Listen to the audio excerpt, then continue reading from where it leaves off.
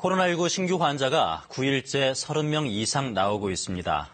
내일부터는 노래 연습장 등 고위험 시설에 출입할 때 전자 출입 명부제가 의무화됩니다.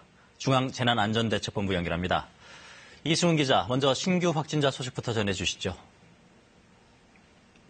네, 어제와 같은 38명입니다. 수도권의 산발적인 집단 감염, 또 이와 직간접적으로 연결된 환자가 계속해서 나오고 있는 상황입니다.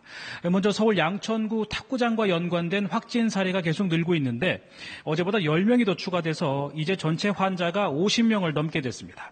또 서울 강서구에 있는 투자회사 콜센터와 관련해서 4명이 새로 확진 판정을 받았고요. 인천 미추홀구에서는 학생 2명을 포함한 가족 5명이 확진됐습니다. 롯데월드 방문디에 확진된 서울 원무고 학생과 관련해선 해당 학교 학생과 교직원 760여 명이 전원 음성 판정을 받았습니다.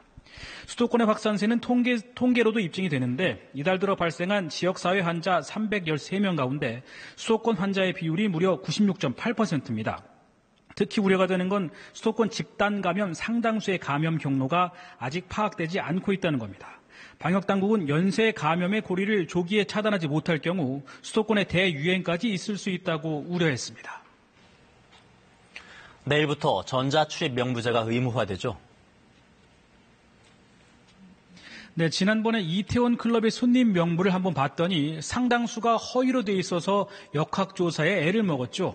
이제 이렇게 손으로 적는 게 아닌 스마트폰을 이용한 전자인증 방식으로 출입자를 관리합니다.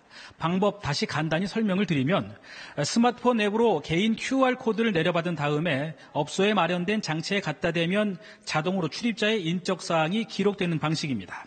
인적사항은 사회보장정보원으로 보내져 4주 동안만 저장이 됩니다. 대상 업종은 감성주점과 클럽, 또 노래 연습장과 실내 운동시설을 비롯한 8개 업종입니다. 내일부터 이 업소에 가실 분들은 QR코드 인증 꼭 기억하시기 바랍니다. 그리고 혈장 치료제를 만들기 위한 완치자 혈액이 몹시 부족하다는 소식 전해드렸었는데 혈액 확보 현황이 좀 바뀌었습니까? 네, 전보다는 많이 확보가 됐는데 그래도 여전히 부족한 상황입니다.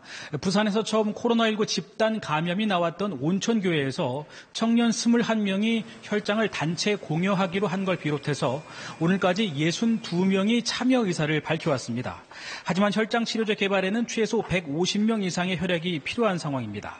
모집 대상은 18세 이상 65세 미만, 코로나19 완치 후 14일 이상 지난 사람이고요. 문의는 1522-6487로 하시면 됩니다. 지금까지 중앙재난안전대책본부에서 KBS 뉴스 이승훈입니다.